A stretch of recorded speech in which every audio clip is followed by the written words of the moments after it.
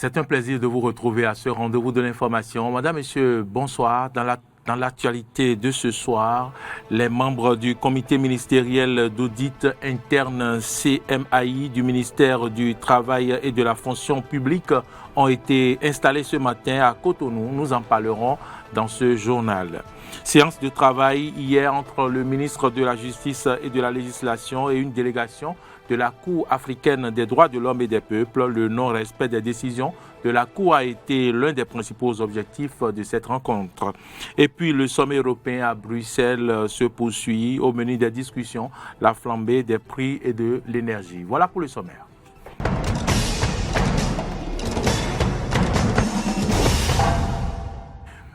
Merci de nous préférer pour vous informer. Bienvenue à toutes et à tous. Les membres du comité ministériel d'audit interne du ministère du Travail et de la fonction publique ont été installés ce matin à Cotonou. La cérémonie d'installation présidée par le ministre du Travail et de la fonction publique, Mathis Adidjatou, est cumulée à l'ouverture de la session inaugurale du comité. Suivez ici le compte rendu avec Juste Defodji. Créé par décret numéro 2018-396 du 29 août 2018, le comité ministériel d'audit interne CMAI est un organe de contrôle de l'ordre administratif qui se retrouve désormais dans tous les ministères. Une initiative du chef de l'État, Patrice Talon, qui vise la promotion de la bonne gouvernance. Le CMAI est l'illustration concrète de la volonté affirmée du président de la République de renforcer le système de contrôle interne et de promouvoir la bonne gouvernance dans l'administration publique. Constitué de 5 membres, dont 2 personnalités extérieures désignées par le chef de l'État, le comité ministériel d'audit interne CMAI est appelé à veiller à la vérification du bon fonctionnement des systèmes de contrôle interne mis en place sous l'égide du comité ministériel de maîtrise des risques CMMR. À cet égard, vous aurez à définir la politique d'audit interne du ministère, vous assurer de la qualité du dispositif de contrôle interne, approuver le programme annuel des contrôles ou audits de l'Inspection générale des services et emplois publics, veiller au suivi des actions décidées à l'issue des contrôles et audits, approuver le programme d'assurance qualité de l'audit interne du ministère. Nommé le 25 janvier 2021 par arrêté ministériel, les membres du comité ministériel d'audit interne du ministère du Travail et de la fonction publique ont pris la mesure de la tâche qui leur est confiée. Il n'y a aucun doute d'ailleurs sur la qualité du travail qui sera fait. Et donc nous vous rassurons que ce comité, auprès des organes de votre ministère, aidera à améliorer la gouvernance en son sein. Les tâches qui nous sont assignées sont immenses. Nous travaillerons en collaboration avec toutes les directions du ministère, mais en parfaite symbiose. Notons que la fonction de membre du comité ministériel d'audit interne ne donne droit à aucune rémunération, sauf pour les 2 personnalités extérieures qui ont un mandat de 3 ans renouvelable une seule fois. Le garde des Sceaux, ministre de la Justice et de la Législation, Séverin Kenom, était en séance de travail hier avec une délégation de la Cour africaine des droits de l'homme et des peuples, conduite par sa présidente Imani Do Aboud. Et c'était dans les locaux du ministère des Affaires étrangères et de la coopération. Cette séance de travail tient lieu de certains constats, au nombre desquels le faible taux de ratification du protocole, le faible nombre de déclarations déposées et enfin le non-respect des décisions de la Cour. On écoute les 2 personnalités au terme des discussions. We came to Benin, the purpose of this mission is just to have engagement. We came to Benin, the purpose of this mission is just to have engagement. Dans la perspective de prendre langue et de dialoguer avec le gouvernement du Bénin, le Bénin étant un État membre et partie prenante à la Cour. Et nous avons échangé des défis de la Cour. Et nous sommes là surtout pour recueillir les observations du Bénin en vue de l'amélioration du fonctionnement de la Cour africaine des droits de l'homme et des peuples. And we can't get the solution from Benin only. Vous savez, notre attachement aux droits de l'homme et au respect des droits de l'homme. Nous sommes précurseurs en Afrique pour ce qui concerne les droits de l'homme. Nous avons été le premier pays, en tout cas dans l'espace francophone, à inscrire dans notre constitution et le respect des droits de l'homme, la possibilité pour les citoyens d'agir individuellement, par action ou par exception, de saisir la juridiction constitutionnelle. Nous avons ratifié la plupart des instruments internationaux qui se rapportent aux droits de l'homme. Nous restons membres de cette institution-là et si elle est réformée et si nous sommes entendus sur nos propositions de réforme, ce sera un second souffle qu'on apporte à cette institution-là dans le cadre du respect des droits de l'homme auxquels nous sommes attachés, ainsi que je l'ai indiqué. Au plus tard, le 15 novembre 2021, les 26 œuvres culturelles seront restituées au Bénin par la France. Aurélien Agbenonsi et Jean-Michel Abimbola, respectivement ministres des Affaires étrangères et de la Culture du Bénin, étaient ce jeudi face aux hommes des médias pour quelques informations à ce propos. Roland Toneikes et Fiak Voitan pour le point. La dernière ligne droite est engagée pour la restitution des 26 biens culturels au Bénin, dans le but d'informer sur le processus qui aboutira à une remise officielle au Bénin en novembre prochain. Les ministres béninois de la Culture et des Affaires étrangères étaient face à la presse. Le choix de notre pays de réclamer ces œuvres répond à une logique implacable qui est celle d'enrichir notre offre en matière de tourisme, qui est celle de restituer la mémoire collective, mais qui est aussi celle de faire en sorte que ce riche patrimoine qui est le nôtre puisse être reconstitué et constituer un élément d'attraction, mais aussi un élément de grand intérêt pour ceux qui vont visiter ce pays. Pour le gouvernement béninois, cette restitution contribuera à la restauration d'une mémoire collective, le développement de l'intérêt des populations pour leur patrimoine culturel, l'enrichissement de l'offre touristique nationale et l'attractivité de la destination Bénin. Il n'a échappé à personne que l'ambition du gouvernement est de faire de l'exception culturelle béninoise un levier stratégique pour l'éclosion de l'industrie touristique béninoise. C'est ainsi que près d'1 milliard d'euros sont consacrés à différents investissements structurants dans les domaines de la culture, du tourisme et des arts. Le ministre de la Culture est par ailleurs revenu sur le programme complet qui aboutira à la restitution effective. À Paris, du 26 au 31 octobre, aura lieu une exposition, et pas seulement, également des conférences, des tables rondes, des animations culturelles et autres, au musée du Quai Branly Jacques Chirac, ce qu'on appelle la semaine culturelle béninoise. Le 9, ça a été dit tout à l'heure, nous signerons les documents juridiques, ces documents juridiques en présence des deux chefs d'État. Parallèlement, la France prendra un arrêté de radiation de ces œuvres, de ces collections nationales. Donc, un acte sera pris pour dire, bon, voilà, la propriété, nous ne sommes plus propriétaires, donc ça ne fait plus partie de nos biens, donc ils vont radier cela. Le Bénin prendra un acte, qui est le 3e, qui est un décret pour classer ces biens dans la collection nationale du Bénin, c'est-à-dire pour intégrer ces biens comme patrimoine national. Donc voilà en ce qui concerne le protocole juridique. Après ces formalités, les biens seront officiellement accueillis au plus tard le 15 novembre 2021 à l'aéroport international Cardinal Bernardin Gantin de Cotonou. Après la réception de ces biens culturels, quel est le sort qui leur sera réservé une fois en terre béninoise? Le ministre de la Culture, Jean-Michel Abimbola, nous en parle. Donc nous allons avoir l'accueil et l'hommage à l'aéroport. Et après, les œuvres partiront pour une période technique qu'on appelle une période d'acclimatation. Vous savez que le climat en France et le climat au Bénin ne sont pas tout à fait les mêmes. Et l'hygrométrie, le taux d'humidité n'est pas non plus le même. Donc pour cela, il faut laisser les œuvres s'acclimater. Donc nous allons avoir probablement jusqu'à 2 mois d'acclimatation.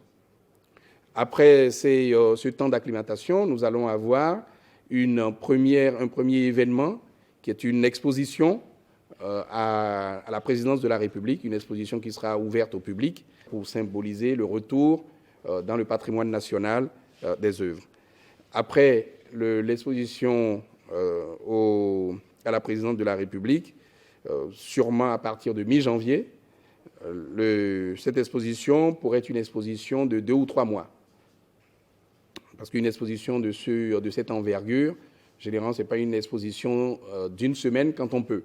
Il y a des contraintes en France, on fait une semaine, mais chez nous, nous pouvons montrer cela à tous ceux qui seront de passage à Cotonou pendant 2 à 3 mois.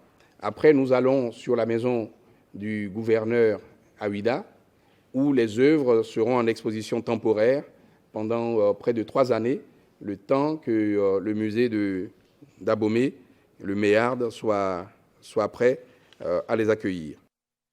Les travaux de réalisation du programme d'assainissement pluvial de Cotonou vont démarrer en novembre. Le contrat de financement des 10 travaux a été signé mercredi entre le représentant de l'agence et le gouvernement du Bénin, représenté par le ministre du Cadre de vie et du Développement durable, José Didier Tonato. Le programme d'assainissement pluvial de Cotonou permettra, entre autres, d'assurer une évacuation des eaux de la ville capitale économique du Bénin. Le Bénin est désormais logé à la 83e place au classement mondial de la FIFA. On se rappelle, en septembre 2021, le Bénin a gagné 4 bonnes places. La défaite du Bénin à domicile face à la Tanzanie lors de la 4e journée des éliminatoires de la Coupe du Monde Qatar 2022 est la raison qui justifie donc cette régression. Hors de nos frontières à présent, démonstration de force au Soudan pour le 6e jour consécutif de soulèvement. Les manifestants pro-armés et pro-civils s'affrontent. D'un côté, on réclame la mise en place d'un pouvoir civil à Khartoum. Dans le même temps, des milliers de personnes défilent également et exigent un gouvernement militaire qui, selon eux, sortirait le pays du marasme économique. De nombreux dirigeants étrangers lancent un appel au calme. Suivez. Sans faiblir, les partisans de l'état de droit continuent de défiler dans le calme. À Khartoum, ils sont encore des milliers à traverser plusieurs quartiers de la capitale soudanaise. Ces manifestants ont choisi une date symbolique, celle marquant le 57e anniversaire de la première révolution ayant renversé un pouvoir militaire au Soudan, un pays marqué par les coups d'État. 2 ans après la chute d'Omar el-Béchir qui a dirigé le pays d'une main de fer pendant 30 ans, ces Soudanais appellent les militaires à rendre le contrôle total du pays au gouvernement civil. Je manifeste parce que je veux que les militaires remettent le pouvoir aux civils. Leur ère est révolue et on leur a donné leur chance. Maintenant, on veut un pouvoir uniquement civil.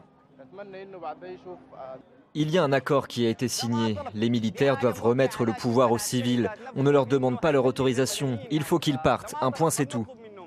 Mais face aux partisans d'un gouvernement civil, d'autres manifestants défilent pour soutenir l'armée.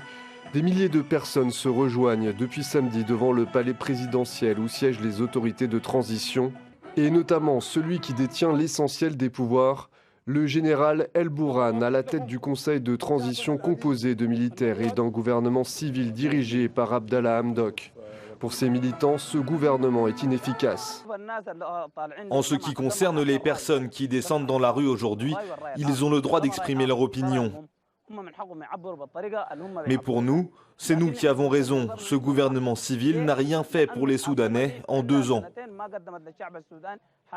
Pour tenter de calmer la colère de la rue, le général El Bourhan a insisté pour la première fois sur le partenariat entre civils et militaires. Mais pour de nombreux Soudanais, le sit-in pro-armée n'est rien moins qu'un énième putsch en préparation. En attendant, ces divisions politiques contribuent à affaiblir l'économie dans des pays les plus pauvres au monde. Depuis juin, l'inflation y atteint les 400%, tandis que les pénuries se multiplient. Et ce, alors que le Fonds monétaire international exige l'austérité en échange de l'effacement de la dette du pays. C'est dans ce contexte que le gouvernement va tenter tant bien que mal d'organiser les premières élections libres en 30 ans, des scrutins prévus en 2023.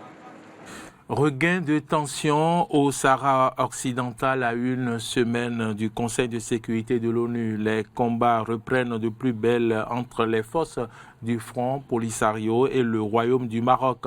Les indépendantistes maintiennent la pression entre l'armée marocaine et demandent des garanties à la communauté internationale au sujet de la tenue d'un référendum d'autodétermination. Une salve de missiles tirés par le Front Polisario, suivie par une attaque d'artillerie au Sahara occidental. À la nuit tombée, le territoire devient le théâtre d'une guerre de faible intensité d'après l'ONU. Pourtant, depuis quelques semaines, les combats se font de plus en plus nombreux entre le Maroc et les indépendantistes. Depuis 1975, les deux parties revendiquent cette bande de désert au nord-ouest de l'Afrique, dotée de réserves pétrolières importantes et de gisements de phosphate. Si les Sahraouis attendaient la tenue d'un référendum d'autodétermination, le Maroc a étendu son ascendant sur le territoire jusqu'à en contrôler 80%. Nous en avons assez. 45 ans de parcours politique n'ont abouti à aucun résultat. La seule chose qui ramènera notre terre, la seule chose, c'est ça. Et nous allons nous battre, la patrie ou la mort. Un désir ardent de récupérer la zone, alimenté entre autres par le désespoir de nombreux Sahraouis. Ces derniers ont pour la plupart grandi et vécu dans des camps de réfugiés en Algérie et n'ont jamais mis les pieds sur le territoire de leurs ancêtres. Mon seul souhait est de retourner sur ma terre. C'est mon principal vœu et celui de mes enfants. Je demande aussi à Allah d'arrêter cette guerre que nous ne voulons pas et de faire reculer le Maroc. Ce sont mes sentiments. Je suis obligée d'être ici et je ne veux pas y être. Cette escalade de la violence dure depuis fin 2020. Date de reconnaissance de la souveraineté marocaine sur l'ensemble du territoire par Donald Trump. Résultat, fort de cette décision, le Maroc déploie ses forces armées dans la zone démilitarisée sous contrôle de l'ONU. Une opération militaire qui a conduit à la fin du cessez-le-feu instauré en 1991 et relancé les combats dans la région. Le chef du Front Polisario déplore l'initiative marocaine. Il appelle l'ONU à fournir des garanties de la tenue d'un référendum. Nous n'avons pas d'option tant que nous n'aurons pas atteint notre noble objectif de jouir et de pratiquer notre droit à l'autodétermination et à l'indépendance. Je pense que les pratiques du Royaume du Maroc et la complicité de la communauté internationale étaient mauvaises. Et aussi, le Conseil de sécurité des Nations Unies doivent assumer leurs responsabilités avec ce qui se passe maintenant. Dans un entretien accordé à Associated Press, le royaume chérifien réfute une quelconque guerre et évoque des attaques unilatérales. Il ajoute qu'il ne s'agit que de gesticulation de la part du Front Polisario. Il y a moins d'un mois, le Maroc plaidait pour une solution diplomatique aux côtés des Nations Unies. Le Maroc est disposé à continuer à coopérer avec l'ONU pour parvenir à une solution politique réaliste, pragmatique et durable, basée sur le compromis dans le plein respect de la souveraineté du Maroc et de son intégrité territoriale. Le 28 octobre prochain, le Conseil de sécurité de l'ONU tiendra une réunion consacrée à la question du Sahara occidental. Une réponse diplomatique dans l'espoir d'atteindre une paix durable dans la région. Deuxième jour du sommet européen ce vendredi à Bruxelles. Au menu des discussions, la flambée des prix et de l'énergie. Sur la table également, les tensions entre l'Union européenne et Varsovie. La Pologne met en cause la primauté du droit européen sur son droit national. Hier, les dirigeants des 27 pays membres ont affiché leur fermeté, mais sont prêts au dialogue. Le sujet ne devait pas figurer au programme de ce sommet, mais des explications étaient nécessaires. La relation entre la Pologne et l'Union européenne s'est rapidement dégradée ces dernières semaines après que le tribunal constitutionnel polonais a jugé certains articles des traités européens incompatibles avec la constitution nationale, déclenchant ainsi l'ire de Bruxelles. Le Premier ministre polonais s'est montré ferme en arrivant au sommet, tout en se disant ouvert au dialogue. Nous n'agirons pas sous la pression du chantage. Nous sommes prêts au dialogue. Nous ne sommes pas d'accord avec l'élargissement constant des compétences, mais nous discuterons bien sûr de la manière de résoudre les différends actuels dans un esprit de compromis et de dialogue. Si Mateusz Morawiecki parle de chantage, c'est parce que la Commission européenne a bloqué les 36 milliards d'euros destinés à son pays dans le cadre du plan de relance de Bruxelles. Une décision vivement dénoncée par le Premier ministre polonais ce mardi.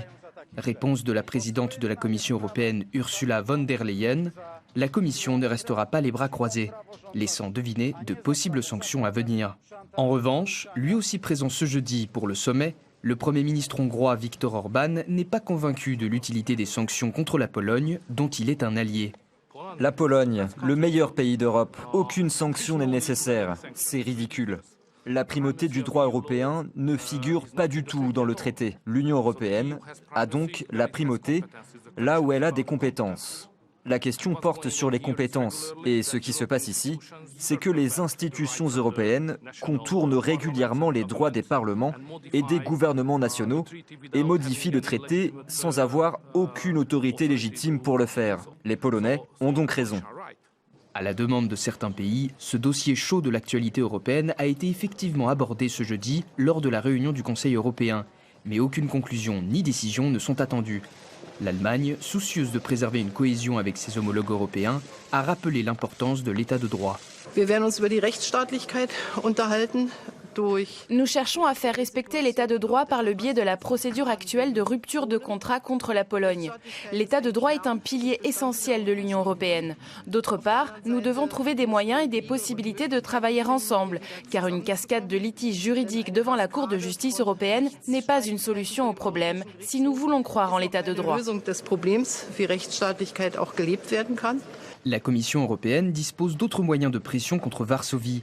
Mais la plupart des États membres prônent un apaisement des tensions et les conclusions de la Cour de justice de l'Union européenne, avant de faire appel à des outils plus persuasifs. Mesdames, Messieurs, c'est la fin de cette édition. Merci à toutes et à tous de l'avoir suivi. Je vous souhaite un excellent week-end. On se retrouve donc lundi soir.